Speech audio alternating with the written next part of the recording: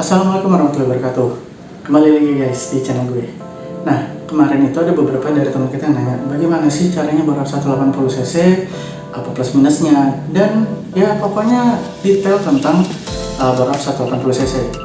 Bang, gue nggak mau bor up 180 nih, gue cuma mau 155. Nah, itu gue udah bikin videonya untuk yang 155, itu ada di atas ini, kalian bisa cek sendiri ya. Oke, sekarang kita masuk ke bor up 180 cc. Apa aja yang harus disiapin? Yuk.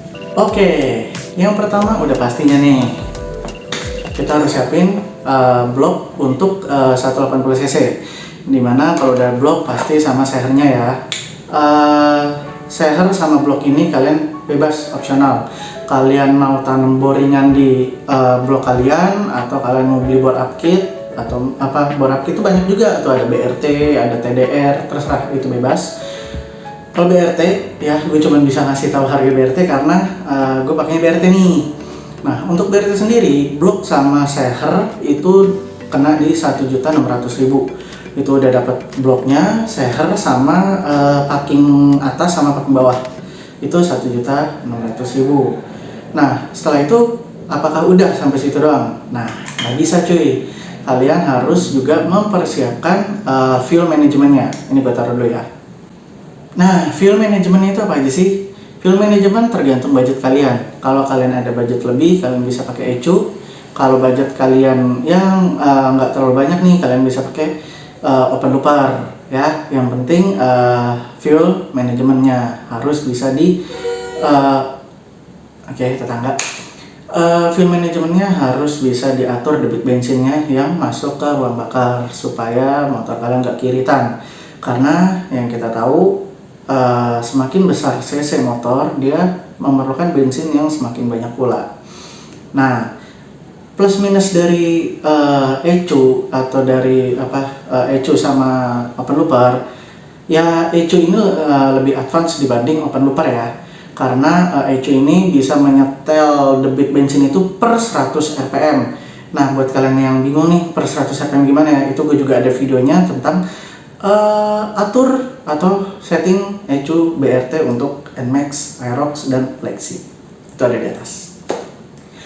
Nah, open looper gimana bang? Kalau open looper sendiri itu cuma bisa di RPM bawah, tengah, atas. Nah, itu kalau nggak salah tuh di open looper dia ada setelannya. Itu yang untuk yang RPM 0 sampai sekian, itu nanti dia ada putarannya. Dari sekian sampai sekian ada putarannya, sekian sampai sekian ada putarannya. Itu kalau nggak salah ada 3 tahap. Itu apa open looper yang begitu, atau itu fuel management yang lain gue juga lupa, karena gue nggak pernah ngelihat open looper sendiri, gue nggak pernah lihat fisiknya ya. Oke, kemudian apalagi nih?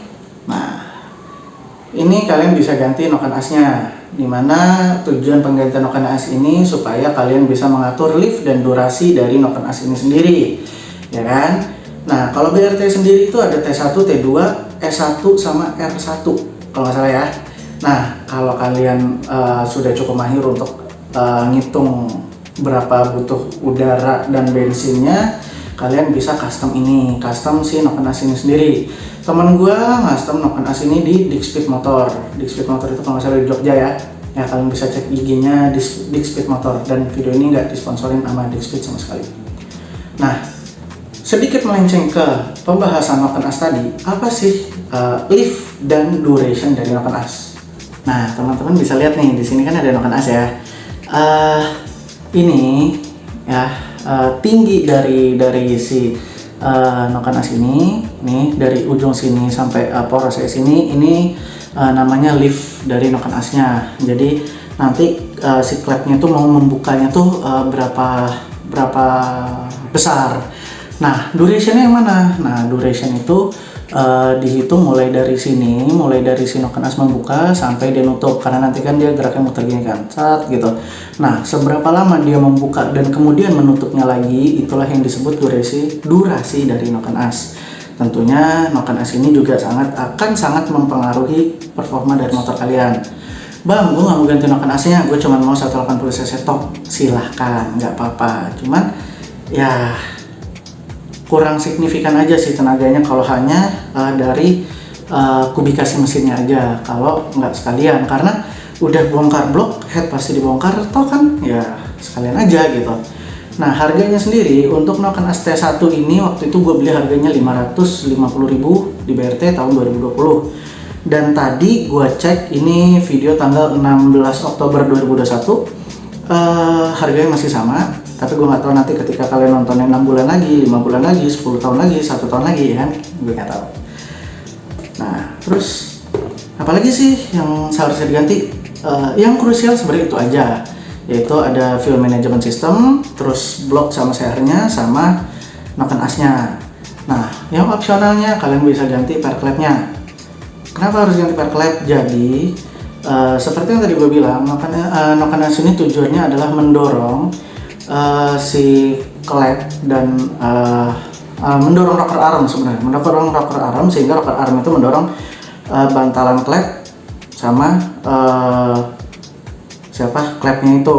Nah buka tutup klepnya itu juga dipengaruhi sama pair clamp-nya. Semakin keras pair clamp kalian, maka akan semakin cepat dia membuka dan menutupnya, sehingga lebih meminimalisir yang namanya misfiring. Next, Bang, kalau board up-nya pakai BRT nih kemahalan nih, budget gue nggak cukup gitu. Kalian bisa, jadi blok asli kalian itu kalian bawa ke tukang bubut, kalian tanam boringannya.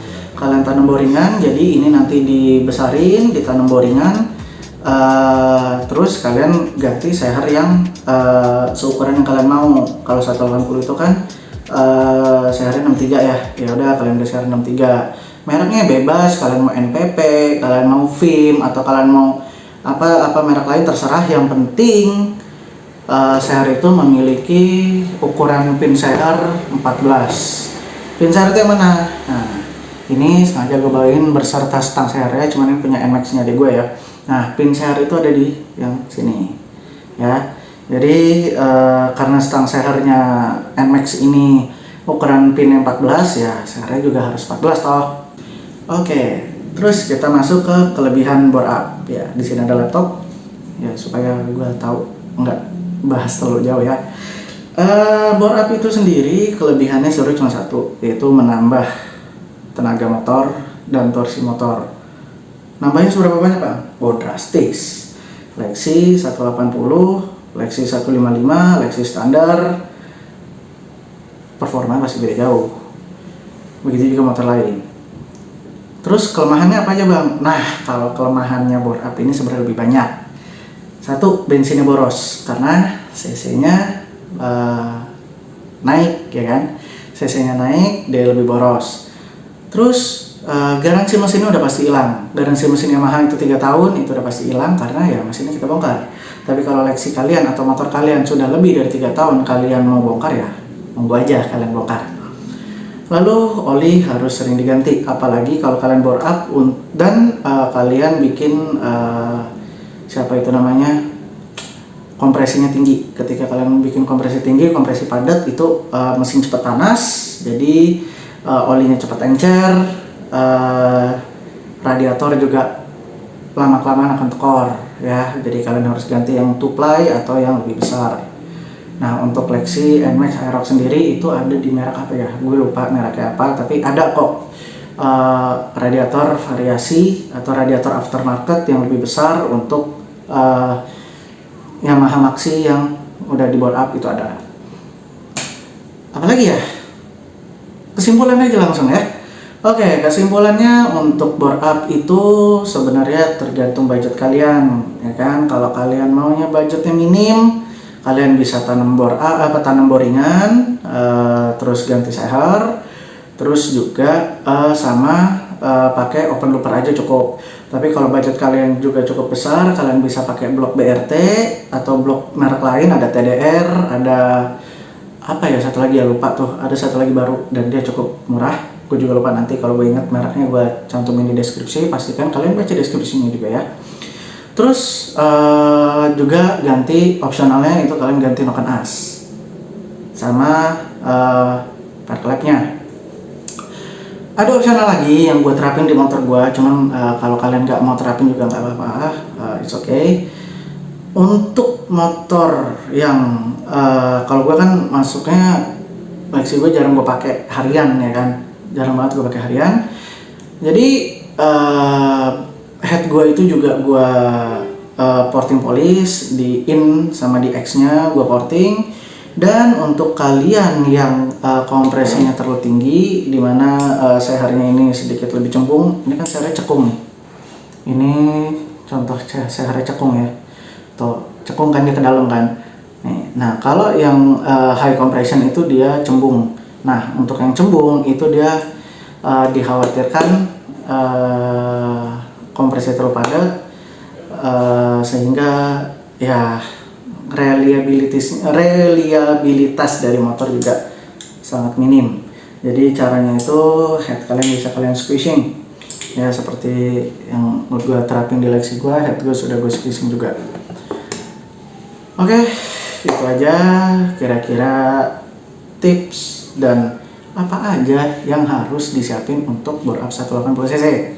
155 gimana? Tadi ada di atas, dicek sekarang di titik 3 nya ya. Oke, itu aja videonya, gue cabut. See you in the next video.